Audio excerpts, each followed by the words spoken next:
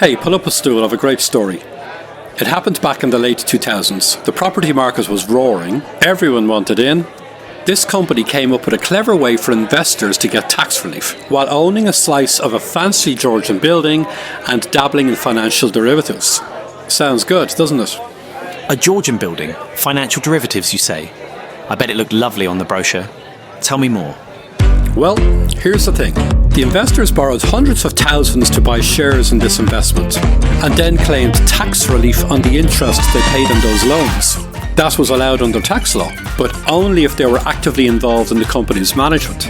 So, to tick the box, all 33 investors were nominated as non-executive directors. 33 directors? Was it a company or a rugby team? That's a good way of putting it. For a rugby team, you want 2 players in every position, right? Everyone signs up, gets a jersey, even poses for the team photo. But then, come match day, half of them are down the pub and the other half are on holiday. That's what happened here. So, these lads signed up as directors, got their jerseys, so to speak, and then never turned up for a board meeting? Sounds like a recipe for disaster. What happened next? Revenue took one look at the setup and said, hang on, these directorships, they're just for show. You can't claim you're managing the company if the only thing you've managed is opening the champagne at the launch party. They denied the tax relief and hit them with a massive bill. So, let me guess. The real issue was that these so-called directors couldn't prove they were doing anything. No records, no meetings, no decisions. That's right, and that's where the importance of keeping records comes in. If you're going to claim a tax benefit that requires you to be a director or employee, you need proof. Meeting minutes, decisions, correspondence, the works. Otherwise, revenue will assume you're making it all up. And there's quite a few tax reliefs with this requirement.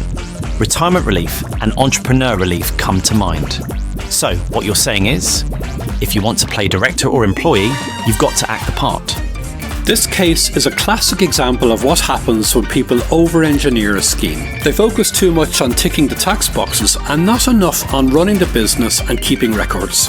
And the moral of the story? Simple. If you're supposed to be a director, don't just call yourself one. Turn up, make decisions, and run the business. At CoVenture Tax Consulting, we do just that. We read the rules, know the patterns, and make sure you're not just sitting on the bench. Wise words indeed. Because you might end up on a real bench, in court. As I always say, may your taxes not fall to a last-minute score by the revenue. Goodbye.